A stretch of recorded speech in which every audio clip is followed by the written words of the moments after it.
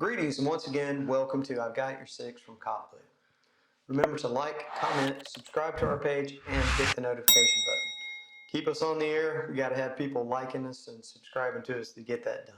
So first of all, we always start with a tidbit from Marcus Aurelius, and today's is, we should always ask ourselves, is this superfluous? So today we have Chaplin Frank Stoda from the Darlington City Fire Department, but he's kind of been around the world, done a lot of cool stuff. He's a communications specialist in Farifax County, Virginia, and had an opportunity to travel around the world, being a part of working with different natural disasters that took place in Kenya, Turkey, Taiwan, any other places? Iran, and the United States. Wow. So been around a lot. We're going to talk about that. And he's been in public safety for about 40 years, which is, does it seem like it went like that? Yes. I hear you. So just tell us about yourself a little bit, Padre. Okay. I was born and raised in Wisconsin. And when I was 21, I got tired of shoveling snow. So I moved to Northern Virginia, and I worked as structural steel for a while. And I wound up one day and got up and says, you know, I have all my fingers and they work, and I have toes and they still work, and I've only had a few broken bones. So maybe I ought to, while I'm ahead of the game, find a new profession to get into. And I always love electronics and two-way radio. So I worked and took some night schools and got my FCC licenses and went to work, put in an application, and was hired by Fairfax County, Virginia as the field tech. That was the guy who goes out and fixes all of the big stations and radio systems that are out in the fields. And as time went on in Fairfax, I worked as that, then a supervisor, then moved into engineering. And then through engineering, I became the manager of Fairfax County's public safety radio systems, which at that time were 800 megahertz voice and then 450 megahertz computer-aided dispatch systems. Oh, wow. So that's not too bad for a cheesehead. Yeah. Well, I heard you mention Fairfax County. I want to mention it again is, you know, I had an opportunity to, a blessing really, to have an opportunity to meet Maggie DeBoard, who was with Fairfax County for a long time. She's the chief now, and all I can say is all of the people I've ever had to do anything with Fairfax County are just outstanding people, outstanding organization there, and you should have been absolutely proud to have been a part of that.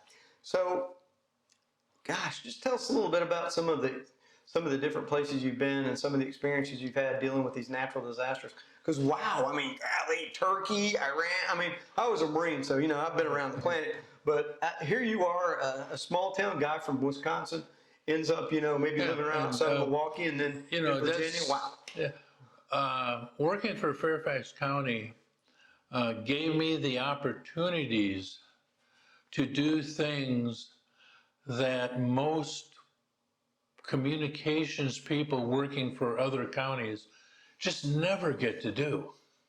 And the task force, Virginia Task Force 1, asked me to become a member of their task force and work on their communication systems. And in 1997, I went to work with them and started rebuilding their radio communication systems. In 1998, we got a call to go to Kenya for the embassy bombing. There, we set up communications, not only for our people there at work, but we had satellite phones and were able to communicate every night back to the family members home as to what had happened that day, what the team was, how the team was holding up, and things like that. So they had that good family support system going. So, that's just, and I think that a normal person, and I say a normal person, somebody who hasn't, been involved in public safety or hasn't been involved in world-changing events such as, a war or something like that, don't truly have an understanding of of what it's like to be traumatized by being around just that much death. How have you personally been able to maintain a healthy mental state of being after being around that much tragedy? That must be tough. Yeah, in Kenya, in the Afunde house, which was right next to the embassy, the first floor got blown out of the Sunday house, and the building, the 7-story building, just came down on itself. Wow. We recovered 196 bodies out of that building in 6 days. Wow. That works on you. Sitting there eating lunch on the embassy ground, you would look up at the bank building next door and see crows flying in and coming out with loads of whatever. Golly, wow. And it does work on you, but that's why the job I'm doing now is so important. You need to have people that are trained in critical incident stress management to help the people go through the trauma that I've seen.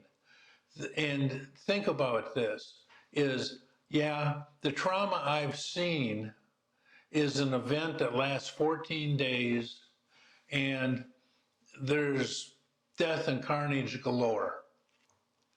Our police, fire, and EMS people, they see this stuff every day.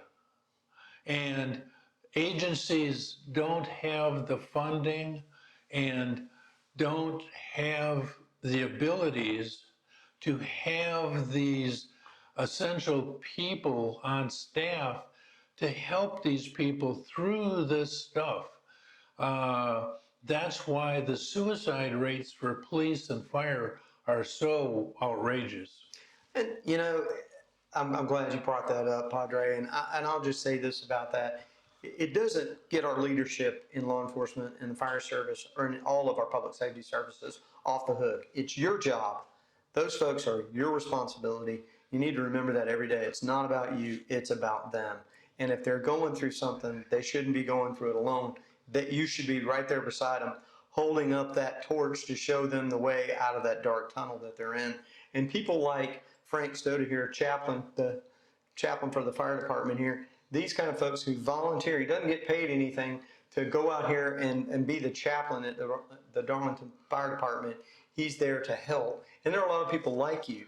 And our agencies around the state, around the country, and this is not something that's just for Darlington, South Carolina. This is something that's here. It's in Bakersfield, California. It's in Port Orange, Florida. It's everywhere. There are officers and firefighters who need this help. Because at the end of the day, it's just like this. I've been to combat. I've been in a war before. I know what it's like to be overseas in a combat zone. The difference between that and this is the fact that an officer never gets to take off their pack. They're always in their area of operation. The battlefield is right outside their door. It's happening all the time. And people, it's lost on them. Because, here we are, we're going along, well, we're really probably up here as far as our stress level is concerned. But bam, we go right up here, and people just expect us to come right back to normal. It doesn't work that way. So No, what do it you does do not. tell me, Padre, what special elixir or formula do you have to try and help these people? The biggest thing you can do for people that have just had a traumatic experience is to listen and don't try to tell them how to manage it. You just need to listen. Most of the time when people are asking for help, they're asking for ears. They want to tell the people what their situation was, how it's affecting them. And then they're able, by getting that load out and into the open, get that feeling into the drawer in the filing cabinet and get that drawer closed so they can come back to somewhere near normalcy and work in your daily life. That's how I would have to cope with that.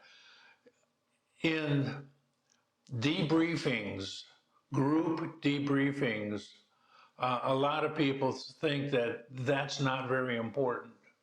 Group debriefings help people realize that other people have the same feelings, other people are going through the same problems they are, and that helps close that stress level of, I'm just too weak, too weird to handle this stress. And when they find out that the person that they looked up to or the person that's next to them is having those very same feelings, that's when that really, really helps bring that stress level back down so that you're able to handle it. And I'm glad that you said that the way that you did, because it really, struck a chord with me to say this. First of all, chiefs, fire chiefs, sheriffs, police chiefs have for years, and even when I was young in the service, was like this: push it down, just deal with it. And the thing is just like this. What the chaplain is saying is it's okay to not be okay, because those things affect you. I mean, if you've seen a child that has passed away, it's going to affect you. I've worked several cases in my career with children that had come to a sudden early end, and it's, I see them every day. You can close your eyes and see them. And the thing about it is, it's like he's saying, you don't ever get over it. You just learn how to deal with it.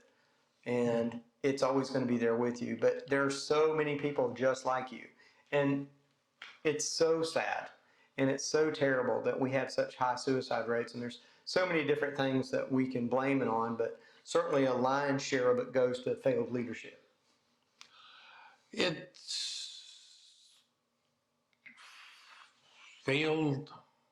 maybe failed leadership.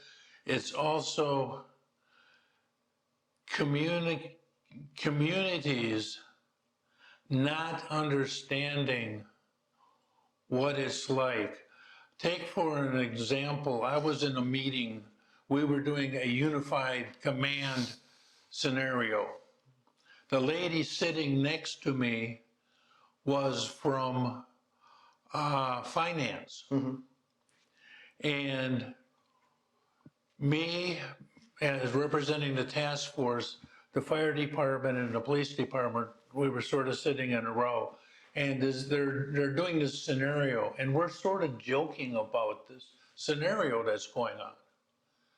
And the lady says, "You guys aren't taking this serious." And I said, "Have you ever been to one of these?" Humor is a way that you get through really nasty situations. I told her that I would bring in my scrapbook from Kenya, from the embassy bombing, which showed some body recovery in it. She took a look through it and she said, "You guys have a right to joke. I thought you guys just walked up to a whole body, put them into a body bag, zipped them up, and walked away." And that is the impression that 75, 80% of the citizens who aren't involved in this, that's their impression of us. Well, I understand. And there's a great departure, a great gap, if you will, between the people. Knowledge is such a destructive thing. I'm glad that most of the people I know don't know what it's like to see a body or 10 bodies or 100 bodies that's been blown apart by a bomb. Bombs don't kill cleanly. They create weapons, shrapnel of all kinds, a desk, a piece of rebar. There's, it's a horrifying thing. And if you've ever seen, 100 or 200 or 300 body parts laying in a scattered area, like a plane crash or whatever, it's something that it'll haunt you. And we're talking about people like you who've been to numerous incidents like that. In the plane crash into the Pentagon, when people have to go through the damage zone with small shovels, brooms, and dustpans, looking for pieces and parts of planes. Which part of this, is this a part of a building? Is this a part of a plane? Is this a part of a person? And you may find a part of a person the size of the tip of your finger. And, and then you take it out and give it to the people who are trying to match all of these little pieces together. That's what gets you. And the only way that you can really get through a lot of this stuff is by talking about it with somebody that you can trust, somebody who is not going to make fun of you. And that's where chaplains and people trained in critical incident stress management are so important. And people see that, every day. You take a horrific car accident. We had one here a few years ago on the 4th of July, out by, on 151, where a minivan swung into another lane and hit a SUV head on. The driver of the minivan was inside of the dash.